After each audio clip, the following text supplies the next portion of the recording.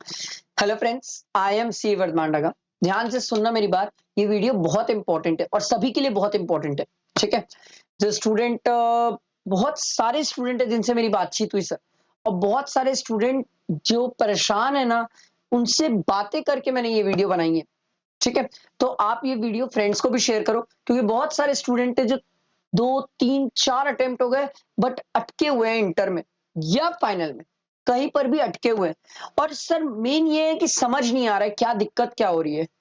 Sir एक बार accounts पढ़ते हैं, अकाउंट्स में अच्छा मार्क्स आ जाता है।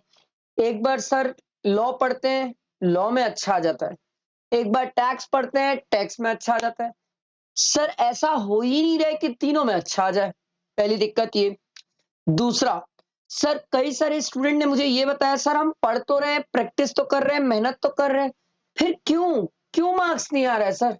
बैठते हैं सर घर में, क्वेश्चन सॉल्व करते हैं, क्वेश्चन बैंक्स होते हैं हमारे पास, उससे सॉल्व करते हैं, फिर भी मार्क्स नहीं आ रहे। क्यों? ठीक, ये कई स्टूडेंट के क्वेश्चंस। तीसरा, कई स्टूडेंट ये बोलते हैं, सर हमने तो बोला आपने राइटिंग प्रैक्टिस करना चाहिए, practice is very much important, हमने वो भी किया सर ट्राई, ऐसा नहीं है प्रैक्टिस नहीं किया सर, फिर भी स्टक हो गए सर, फिर भी दिक्कत आ रही है सर। अब घर में बैठते हैं तो क्वेश्चन बन जाता है सर, वहां जाते हैं क्वेश्चन बन नहीं रहा है सर। क्या दिक्कत आ रही है सर? क्यों क्यों अटक जा रहे हैं उसी चीज के ट्रीटमेंट करने में जो यहां पर हो जा रहे हैं और वहां जाके नहीं हो पा रहे। तो ऐसे बहुत सारे स्टूडेंट के मेरे पास क्वेश्चंस थे। ठीक है, बहुत सारे। तो मैंने ना क्या किया, सब स्टूडेंट्स के बातें की, समझा दिक्कत को, और उसके बाद मैंने बताया सर कि मेरे हिसाब से ये जितनी भी आपकी दिक्कत है, मैं आपको बताता हूं इसको कैसे आप दूर कर सकते हो। और अगर आप ये फॉलो करते हो तो मैं आपको डेफिनेटली दे रहा हूं, डेफिनेटली लिख के दे रहा हूं सर, कि आप अटकोगे नहीं अटेम्प्ट्स में। क्योंकि ये मेरा पर्सनल एक्सपीरियंस भी है सर। मैं ये मुझे कोई समझाया ही नहीं उस टाइम, जब मैं सी फाइनल में था, जब मैं 6 अटेम्प्ट अटक रहा था। कोई अगर ये मुझे समझा देता तो शायद मैं नहीं अटकता। पर मैं आप लोगों को समझा रहा हूं ऑन द बेसिस जो आज स्टूडेंट प्रॉब्लम फेस कर रहे हैं, जो मैंने प्रॉब्लम फेस करी, ताकि आप लोग ये लूप होल से बाहर निकलो। परेशान हो गए हैं अपन कि वही जनवरी, अब तो जनवरी मई और सितंबर की कहानी हो गई है, पहले मई और नवंबर चलता था सर। तो इससे फंसे हुए स्टूडेंट, चाहे को आप हो चाहे आपके ही कोई फ्रेंड्स कलीग्स हो। तो मेरे हिसाब से मैं आपको चीजें बताता हूं, अगर आप ध्यान से सुने समझे, एंड तक सुने, तो सीरियसली मैं आपको बता रहा हूं, आपको कहीं ना कहीं पता चलेगा कि इन सब चीजों की गलतियां हम कर रहे हैं या हम ही ध्यान नहीं दे रहे हैं। ठीक, चलो लेट स्टार्ट, बातें करते हैं सर। प्लीज थोड़ा सा मेरे तरफ ध्यान दीजिएगा, बहुत इंपॉर्टेंट है ये सेशन सर। सबसे पहला जो इशू है वो कंसेप्ट इशू है सर। एक स्टूडेंट बोला, सर कंसेप्ट इशू कैसे हो सकता है? 2 3 बार पढ़ चुका हूं, 2 3 बार अटेम्प्ट दे चुका हूं, कंसेप्ट इशू होने के चांसेस नहीं है। सर ऐसा कौन बोला सर आपको? सर क्यों नहीं हो सकते आपके कंसेप्ट इश्यूज? सर आपको एक बार ऐसा नहीं लग रहा है एग्जाम में कि सर हम हर बार कोई सब्जेक्ट में 30 से 50 के बीच में रुक जा रहे हैं? क्यों भाई? जब 2 से 3 बार पढ़ लिया वो सब्जेक्ट को, इतनी मेहनत कर लिया सब्जेक्ट्स में, तो ये 30 से 50 की लाइन में ही क्यों रुक रहा है? 60 आ जाना चाहिए था, 70 आ जाना चाहिए था। क्यों बार बार हम वही बीच में रुक रहे हैं? थोड़ा सा सोचो, 1 मिनट रुक के सोचो, क्या आपके हर एक कंसेप्ट प्रॉपर है? क्या आप हर एक कंसेप्ट को प्रॉपर एकदम इंटेक किए हो? आप समझे उन कंसेप्ट को कि नहीं यार, बस एक बार ऐसे ही सुन लिए थे, बाकी क्वेश्चन नहीं बनाए जा रहे हैं। ये सबसे पहली मिस्टेक है। सबसे पहली मिस्टेक, जो बहुत सारे स्टूडेंट इस ओवर कॉन्फिडेंस में चल रहे हैं कि हमें कंसेप्ट सब आते हैं, ऐसा नहीं है सर। कई बार आपसे छोटे छोटे कंसेप्ट मिस हो जाते हैं, चीजें मिस हो जाती है, फिर जब आप पेपर में देखते हो ना तो याद आता है, अरे भाई इसको ऐसा भी सोचना था। चलो मैं आपको एक छोटा सा लाइव एग्जांपल देता हूँ, क्यों हम इधर उधर दुनियादारी भागे। एमसीक्यू का पेपर था स्टूडेंट का भी। एमसीक्यू के पेपर में आपको एटीडी का मेडिकल इंश्योरेंस पूछा था, उसमें नॉन रेसिडेंट लिखा हुआ था। बहुत सारे स्टूडेंट उसमें 54,000 में 50,000 का एटीडी में दे के आ गए सर, जबकि वो नॉन रेसिडेंट था सर। क्यों? क्यों भाई? क्यों हुआ ना? सर ये छोटी छोटी चीजें हैं, मैं आपको इसलिए समझा रहा हूं, आपकी चॉइस, मुझे कोई इशू नहीं है सर, आपकी चॉइस, आपको जैसे चलना हो। मैं इसलिए बता रहा हूं, मुझे कोई नहीं समझाया, मैं तो इसलिए बता रहा हूं, बहुत सारे स्टूडेंट फंसे हुए हैं और इतने सारे लोगों को मैंने ये चीजें समझाई है, तो मुझे ऐसा लगा एक वीडियो बना के ही बता देता हूं भाई कि इन चीजों में मत फंसो, ये लूप होल है, ये सब फंस रहे हैं इसमें सब। तो सबसे पहला, और मैं बाकी सब्जेक्ट्स का इतना डिटेल तो नहीं बोल सकता, बट टैक्स में तो ये बाप रे बाप बहुत बड़ा मेजर इशू है। टैक्स का तो ये सबसे बड़ा मेजर इशू है और आपको ये समझना होगा। सबसे पहला है कंसेप्ट इशू।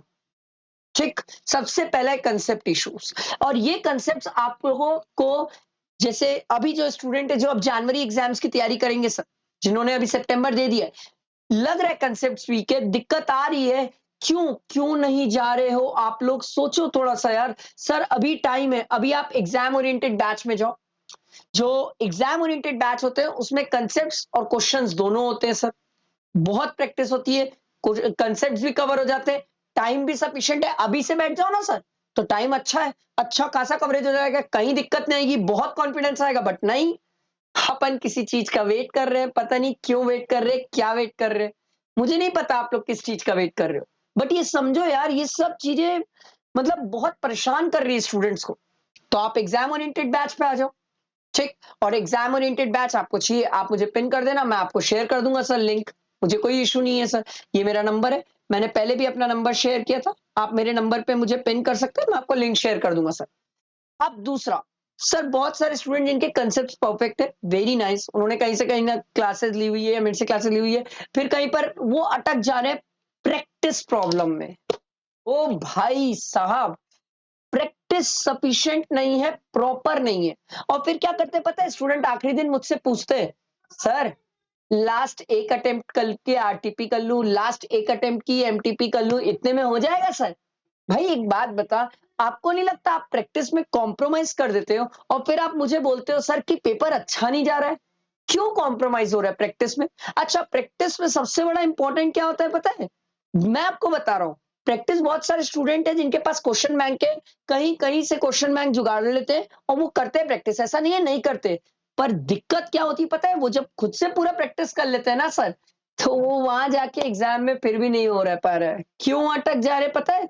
क्योंकि आप एक बात समझो, मेरे को ऐसा लगता है, मैं तो इवन अपने स्टूडेंट को भी क्लासेस में यही बोलता हूँ, पहली बार जब आप प्रैक्टिस करो तो मेरे साथ बैठ के बनाओ 300 क्वेश्चन, बनाओ, बैठ के बनाओ मेरे साथ 300 क्वेश्चन। जब आप पहली बार मेरे साथ बैठ के 300 क्वेश्चन बनाओगे ना सर, तो आप सीखोगे कि सर कैसे डाइवर्सिफाइड सोचते हैं, सर कैसे एक चैप्टर से दूसरे चैप्टर जंप करते हैं, कनेक्ट करते हैं और फिर आंसर्स बताते हैं। ये सीखना होता है, ये चीज सीखनी होती है। ये आप 4-5 क्वेश्चंस करके या 4-5 क्वेश्चन से आपका काम नहीं बनेगा।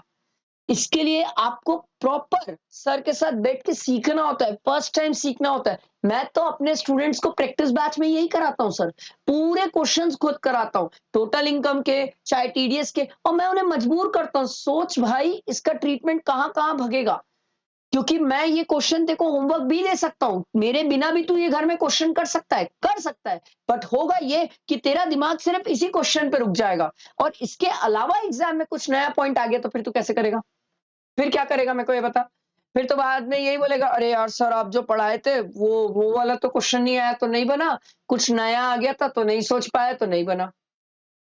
ये नहीं करना है यार, ये नहीं करना है। इसीलिए प्रैक्टिस बैच होता है सर, इसीलिए प्रैक्टिस बैच है, इसीलिए मैंने प्रैक्टिस बैच निकाला था, और मेरे प्रैक्टिस बैच में यही यूनिक है कि मैं आपको बैठा के क्वेश्चंस कराता हूँ, डिस्कस करता हूँ, बातचीत करता हूँ, तो उससे क्लैरिटी आती है, थॉट प्रोसेस पे क्लैरिटी आती है।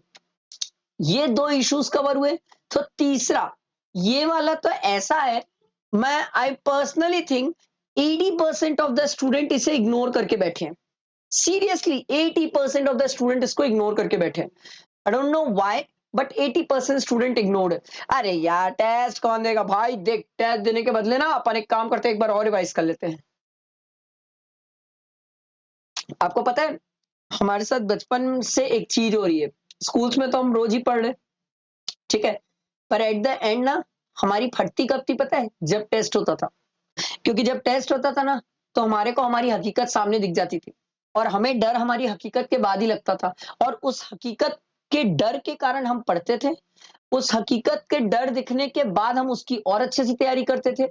और पता नहीं आज इस हकीकत से लोग क्यों भाग रहे हैं, क्यों भाग रहे हैं मुझे नहीं पता। टेस्ट मस्ट है, मस्ट मस्ट, ऑप्शन नहीं दे रहा हूं, मस्ट है।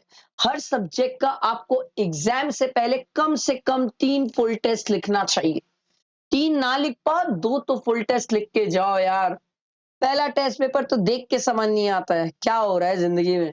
दूसरा टेस्ट पेपर लिखना चालू करते हैं, समय निकल जाता है, अरे ये भी करना था क्या। तो ये सब गलतियां घर में हो जाए अच्छी बात है ना यार, वहां जाके क्यों हो रही है।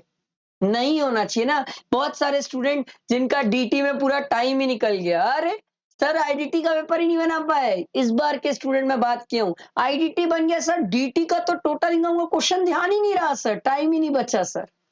ये होता है, ये बहुतों के साथ होता है, कुछ नई बात नहीं है सर। एंड कुछ स्टूडेंट जो ये 3 चीज कर भी रहे, उसमें चौथी चीज में तो बहुत ही ज्यादा बुरा फंस गए। कि आप मेरे को एक बात बताओ, जब आपका 2-3 अटेम्प्ट नहीं, आप लोग खुशनसीब हो, पता है आप बहुत खुशनसीब हो, जिस टाइम में इंस्टीट्यूट आरटीआई से कॉपी देती है या आरटीआई से आपकी कॉपी आ जाती है या आप इंस्टीट्यूट से कॉपीज मंगा सकते हो। मैं जब फेल होता था ना, तो वहां कोई स्कोप नहीं था कॉपीज मंगाने का। फेल मतलब फेल। क्या मेरी गलती, मुझे कुछ नहीं पता। जय माता दी, आंख बंद करके उठा के वापस पढ़ना चालू कर दे भाई, गलती तो नहीं पता। आज हर एक स्टूडेंट चाहे तो कम से कम अपनी गलती पता कर सकता है कि मैं उस पेपर में क्यों फेल हुआ, कम मार्क्स क्यों आया, क्या रीजन था। मिस्टेक्स, आप अपनी मिस्टेक से भाग रहे हो, पता नहीं अपनी मिस्टेक्स देखने से डर रहे हो, क्यों राम मालिक, क्यों नहीं पता। देखो ना, अरे वो मिस्टेक दिख जाएगी तो अगली बार नहीं होगी, पर नहीं, हम तो उससे भाग रहे हैं। और अगर हम ही उसी से भागेंगे तो फिर हम सुधारेंगे क्या, और सुधारेंगे क्या तो फिर अगले अटेम्प्ट में बचाएंगे क्या। आई होप मैंने इस वीडियो में बहुत कोशिश की कि सब लोगों को समझाने की कि सर ये अटेम्प्ट के लूप होल से बाहर निकलो। ये फ्रस्ट्रेट करता है एक टाइम पीरियड बाद। मुझे तो किया था, मैं 6th अटेम्प्ट में फ्रस्ट्रेट हुआ था। किसी का पेशेंस कम होगा तो वो 3-4 में हो जाएगा फ्रस्ट्रेट। फ्रस्ट्रेट करता है ये लोगों को। आप समझो आप कौन से इशू में बैठे हो। आपको अगर फिर भी मुझसे कुछ लग रहा है तो ये मेरा नंबर है, आप मुझे पिंग कर लो व्हाट्सएप पे, मैं आपको रिप्लाई जरूर करूंगा। बट समझो और इस चीज को समझ के रिएक्ट करो। आई होप मेरी बात समझ रहे होगे। लाइक करना, वीडियो को शेयर करना फ्रेंड्स को, क्योंकि बहुत इंपॉर्टेंट है और बहुत हेल्पफुल वीडियो है सर। ठीक है, चलो, थैंक यू।